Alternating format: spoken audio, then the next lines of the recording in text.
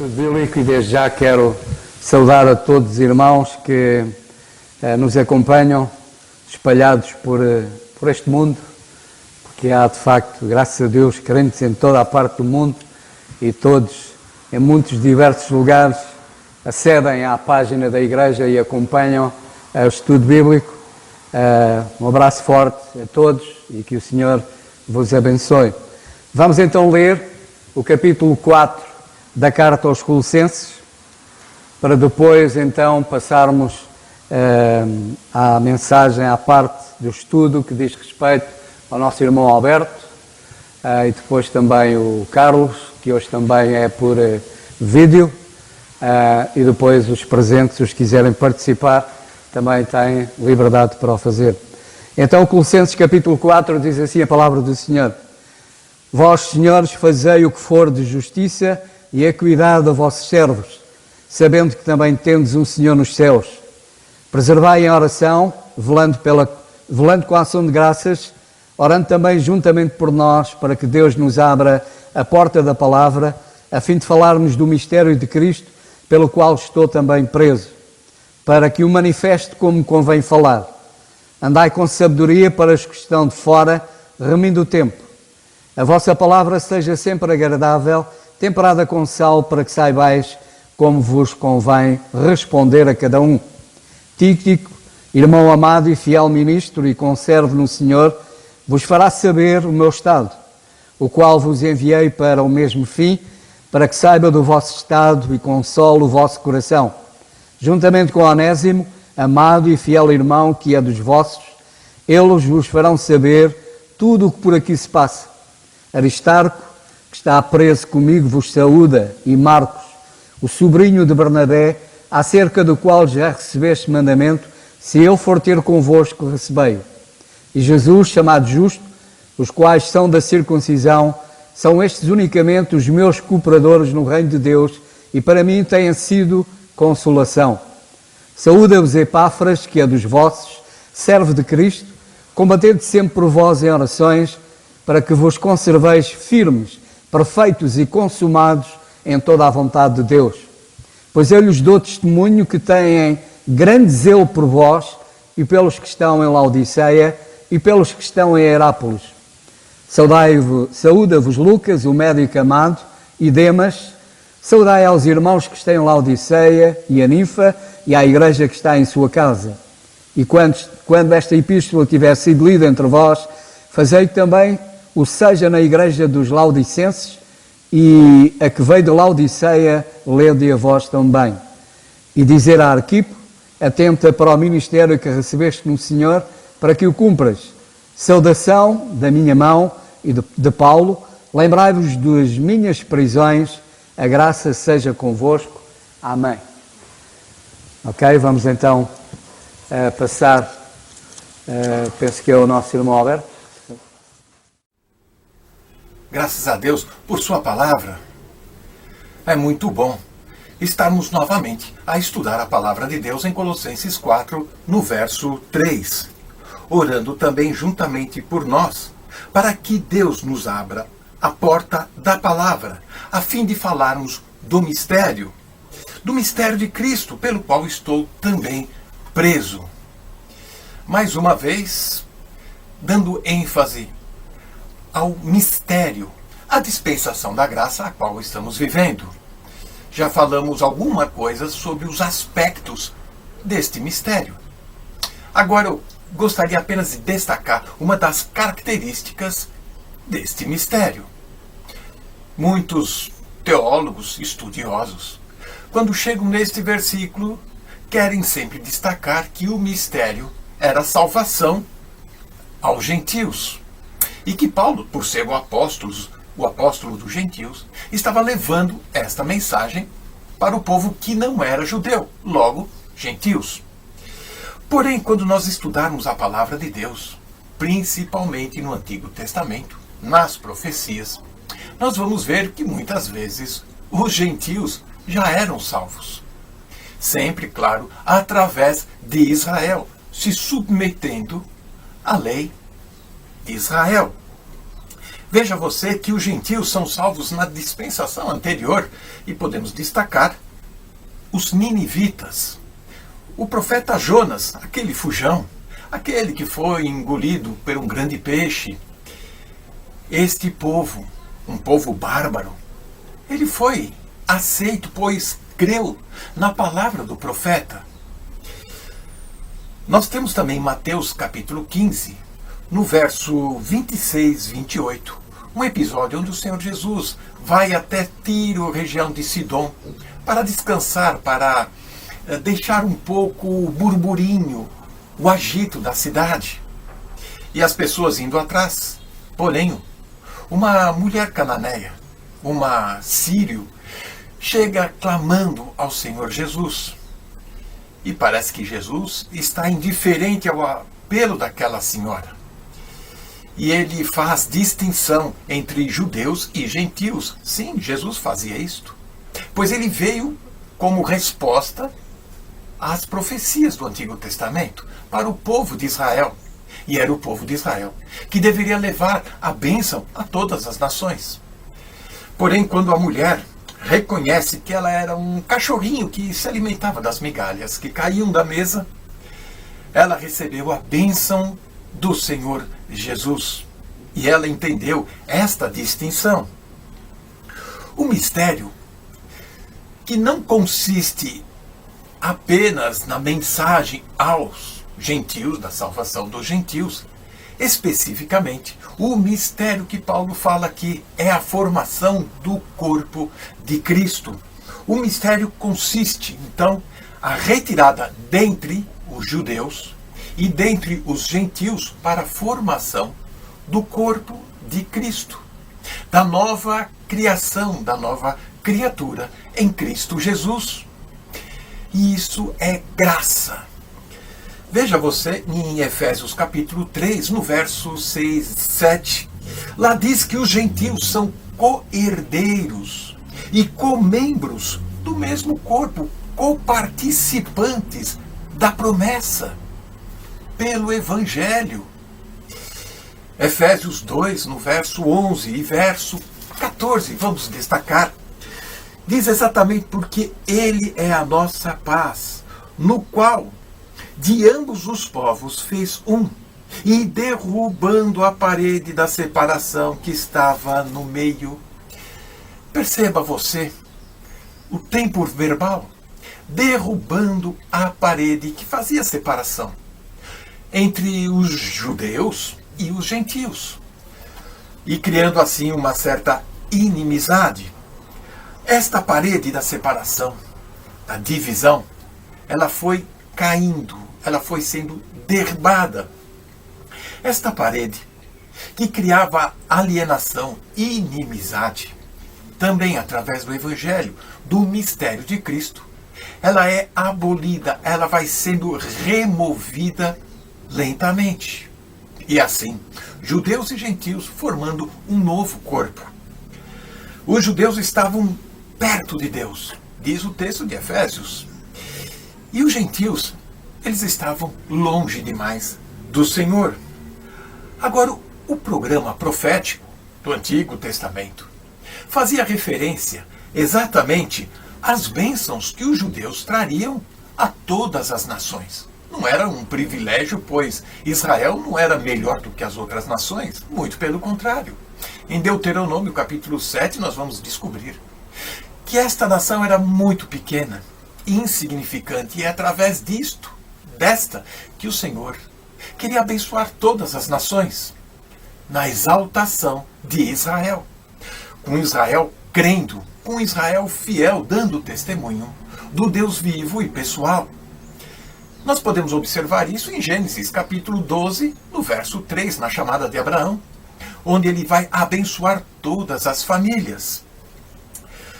Porém, no livro de Atos, nós vamos encontrar esta transição entre os judeus e os gentios, onde Deus está chamando dentre os gentios e dentre os judeus para formar o seu corpo. O livro de Atos é um livro de transição e vai mostrar a queda de Israel e o surgimento é exatamente do mistério da dispensação da graça. E é nessa transição que hoje nós somos abençoados através da queda de Israel e não pela exaltação de Israel que acontecerá depois que a igreja for arrebatada e o evangelho do reino voltar a ser pregado, isso já na grande tribulação. A dispensação do mistério ela é importante, pois ela é dada a Paulo para completar a palavra de Deus. E nós vamos observar isso olhando Colossenses no capítulo 1, já estudado, no verso 26 e 27, a quem anunciamos, admoestando a todo homem e ensinando a todo homem, em toda sabedoria, para que apresentemos todo homem perfeito em Jesus Cristo. Veja você a importância da dispensação do mistério revelada ao apóstolo Paulo. Já destacamos Gálatas capítulo 1, capítulo 2, já destacamos Efésios 3, e agora também Colossenses 26, 27. A esperança do corpo realizado eternamente em Cristo Jesus, lá no céu, e não mais na terra, que é o povo terreno, em Israel. O mistério, a graça, é que haverá um povo celestial, e é isso o que o Senhor faz.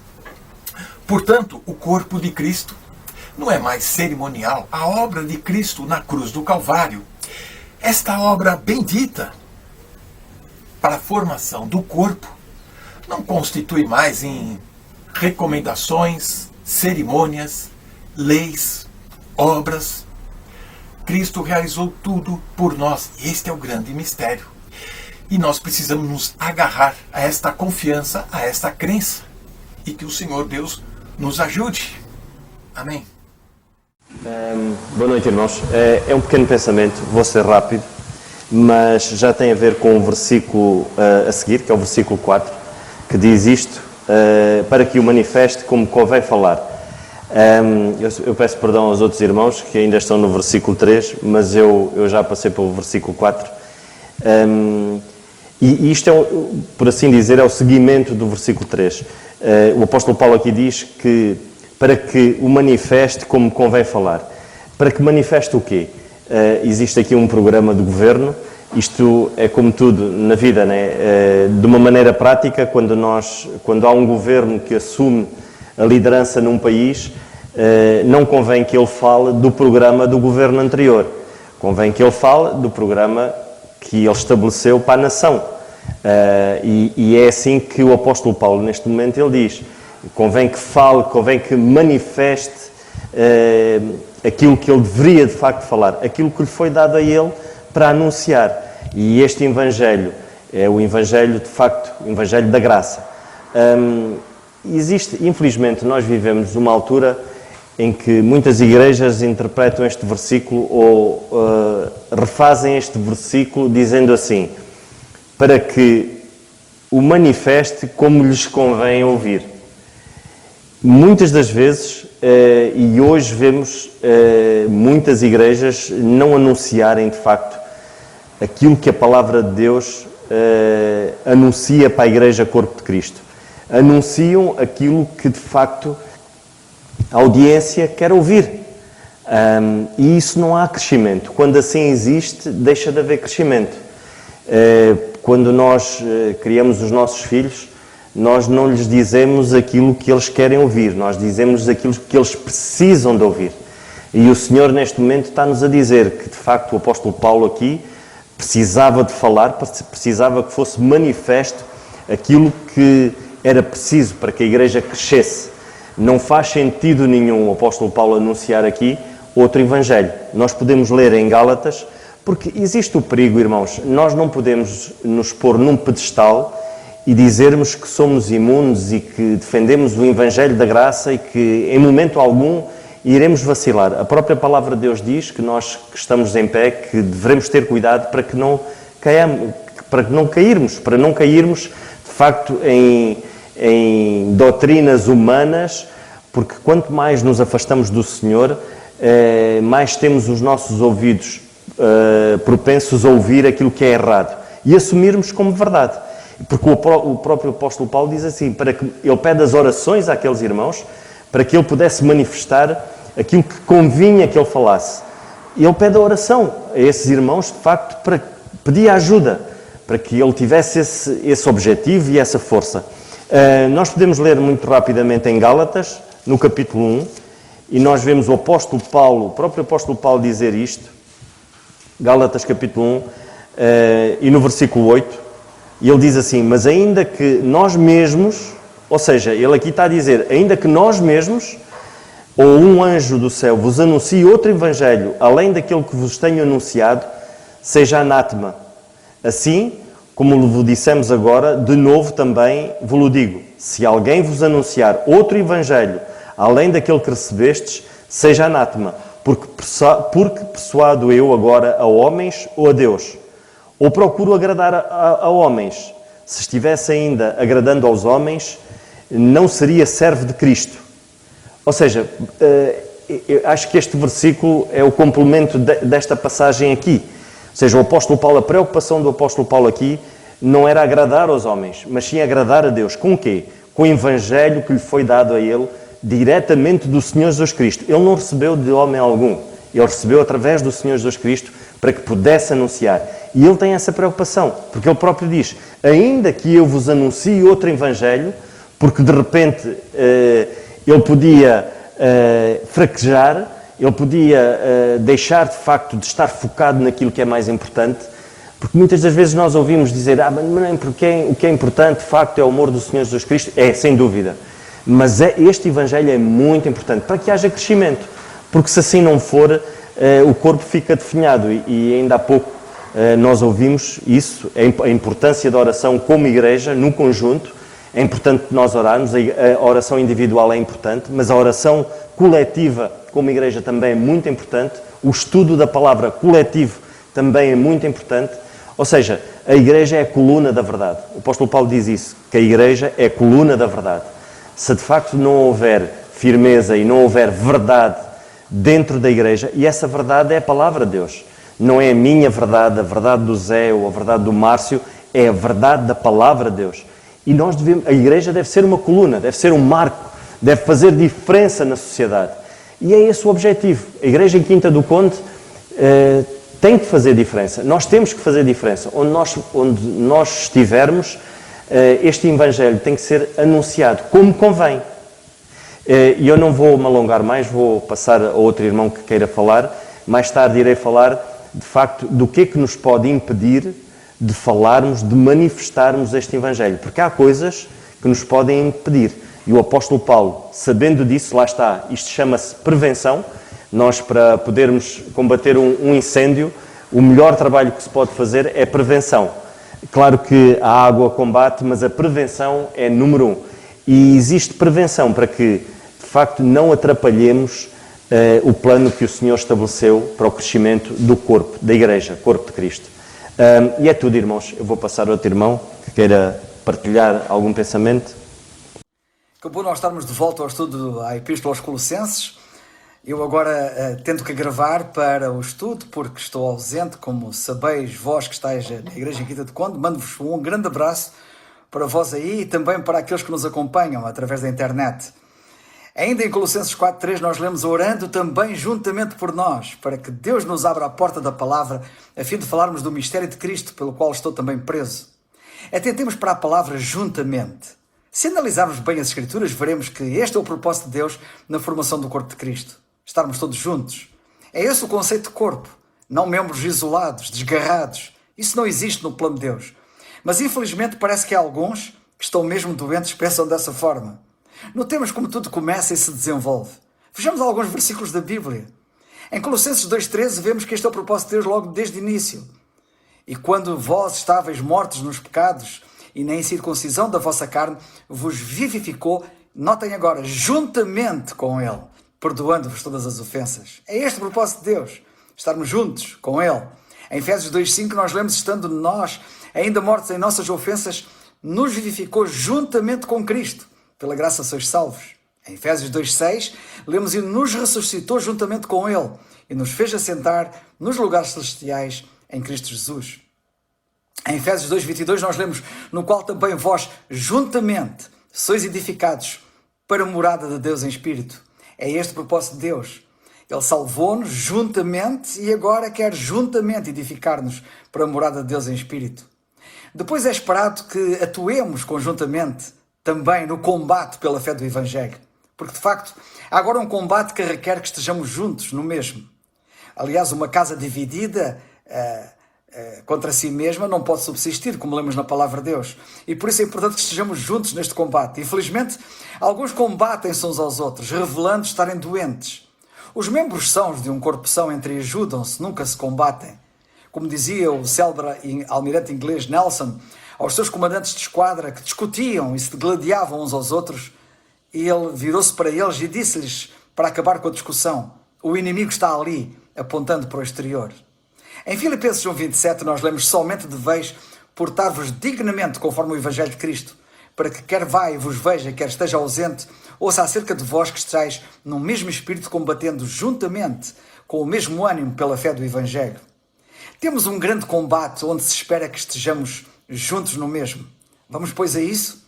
Em 1 Coríntios 1:10 nós lemos: rogo-vos, porém, irmãos, pelo nome do nosso Senhor Jesus Cristo, que digais todos uma mesma coisa e que não haja entre vós dissensões. Antes sejais unidos, e cá está a ideia de estarmos juntos, no mesmo sentido e no mesmo parecer. Em 1 Coríntios 11:17, o apóstolo também diz: nisto, porém, que vou dizer-vos, não vos louvo, porquanto vos ajuntais, não para melhor, senão para pior. De facto, o propósito de Deus é que estejamos juntos e sempre para melhor. O propósito de Deus é nós estarmos juntos em assembleia, não ficarmos em casa ou andarmos aos caídos. Na primeira carta aos Coríntios 11:18, nós lemos: porque antes de tudo ouço que quando vos ajuntais na igreja, e cá está, vos ajuntais na igreja, este é o propósito de Deus. Não temos bem o propósito de estarmos juntos. Em Colossenses 2:2, nesta mesma epístola que estamos a estudar, o apóstolo diz: para que os seus corações sejam consolados e estejam unidos em amor. Cá estamos juntos e enriquecidos da plenitude da inteligência para conhecimento do mistério de Deus, Cristo. Portanto, o propósito de Deus é que nós sejamos consolados ao estarmos juntos e enriquecidos ao estarmos juntos, para crescermos em conhecimento também do mistério de Deus, Cristo, como lemos também no nosso texto em que nos encontramos.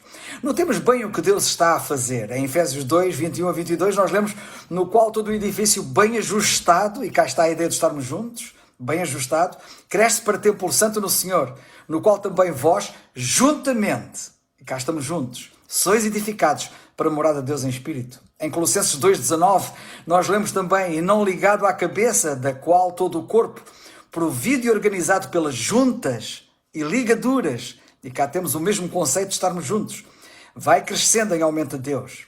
Na primeira carta aos Tessalonicenses, no capítulo 5 e versículo 11, nós lemos: pelo que exortai-vos, juntamente, diz outra versão das Escrituras, pelo que exortai-vos juntamente uns aos outros, edificai-vos uns aos outros, como também o fazeis. Em Hebreus 10:25 temos o célebre versículo que diz: não deixando a nossa congregação, ou como diz outra versão, não deixando de vos congregar, ou de estar juntos, como é costume de alguns, antes admoestando-nos uns aos outros, e tanto mais quanto vedes que se vai aproximando aquele dia.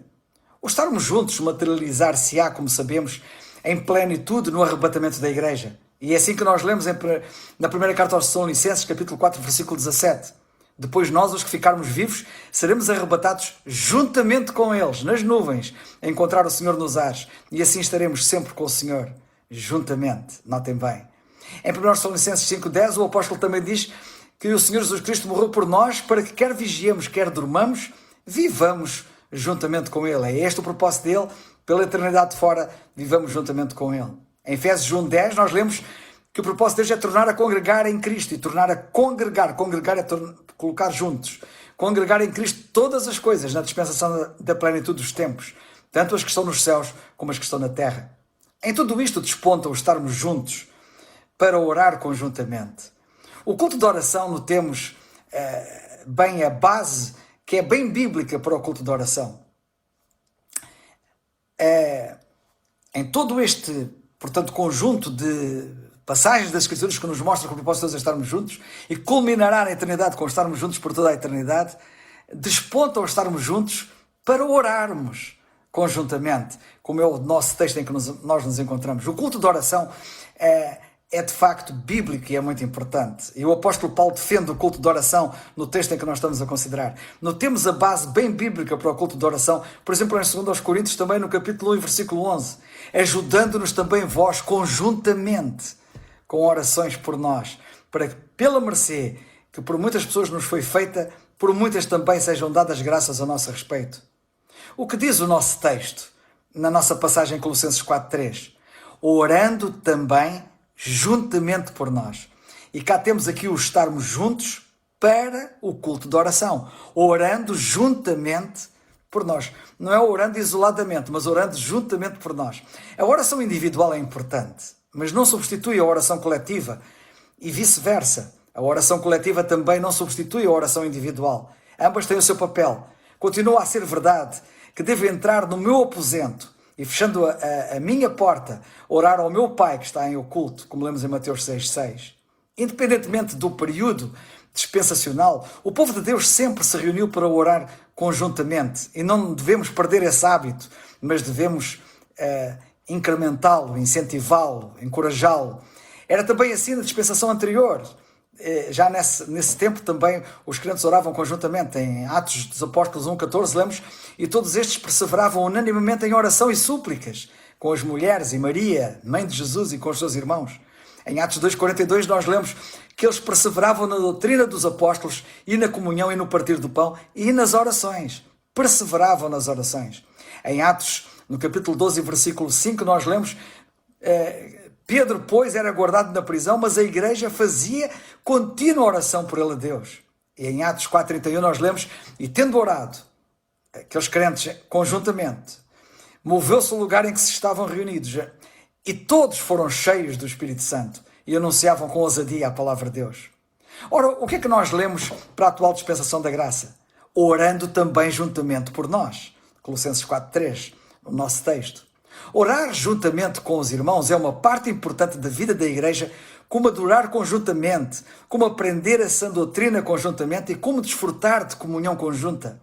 As razões para nós orarmos conjuntamente são míriades, mas eu destaco aqui as seguintes. Faz-nos ser parte uns dos outros quando oramos conjuntamente. Na prática, isso faz-nos ser parte uns dos outros, nas alegrias e nas dores. Sabemos das alegrias e dos problemas uns dos outros de uma forma mais profunda quando nós oramos conjuntamente. Em Romanos 12:15, nós lemos: alegrai-vos com os que se alegram e chorai com os que choram. E se há altura em que isto se torna uma realidade bem vincada, é quando juntamente nós nos pomos a orar. Para aqueles que se encontram sozinhos e a lutarem com os fardos da vida, ouvir irmãos e levá-los ao trono da graça pode ser de grande encorajamento também. Também nos edifica em amor e consideração pelos outros quando intercedemos por eles e estamos conjuntamente a orar. Orar juntamente com os irmãos também ensina aos mais novos na fé como orar e leva-os a uma íntima comunhão com o corpo de Cristo e com Deus. Há um mito de que a oração individual é mais importante do que a oração coletiva. A verdade é que as duas são essenciais, como eu já disse anteriormente. As Escrituras ensinam-nos que a oração coletiva é essencial para um cristianismo autêntico. No entanto, na cultura atual, muitas igrejas têm praticamente abandonado a oração coletiva. Se eu fosse o diabo, eu faria todo o possível para impedir que os cristãos orassem conjuntamente. Não é isso que ele está a fazer? Ora, é exatamente isso que ele está a fazer. Se eu fosse o diabo, eu saberia pela história bíblica o que acontece quando o povo de Deus clama ao Senhor coletivamente. Saberia até pela história recente da igreja que os maiores avanços contra o reino de Satanás aconteceram quando os crentes oraram conjuntamente, causando avivamentos e reavivamentos. Jan Jetz, no livro Praying for One Another, orando uns pelos outros, chama a atenção para o facto de que no livro dos Atos e nas epístolas há muito mais referências à oração coletiva conjunta dos crentes do que a oração individual.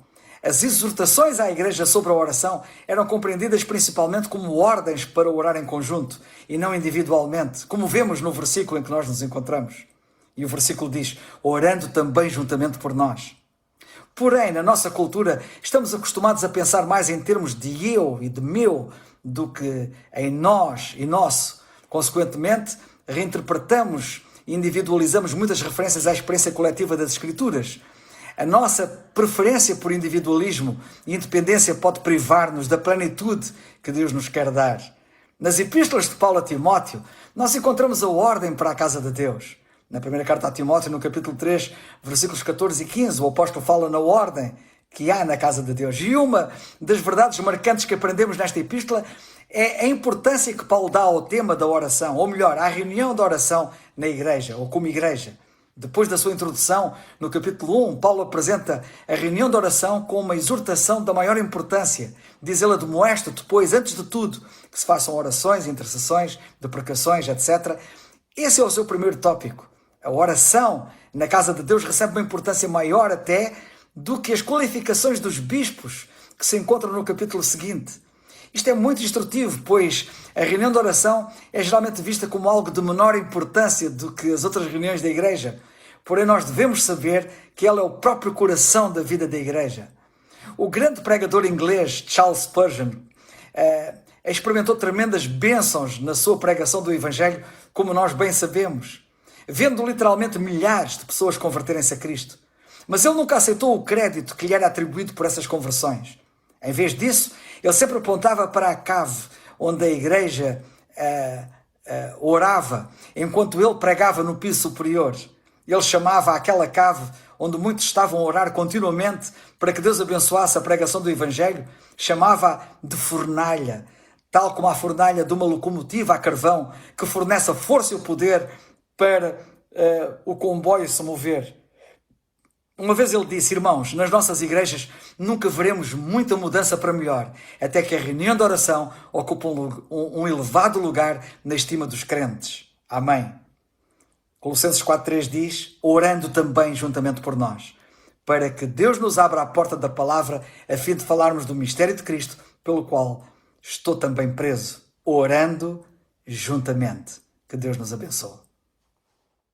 Quero só também apresentar muito breve pensamento e referir ainda, aliás, o final do versículo 3, quando o apóstolo diz que pelo qual estou também preso.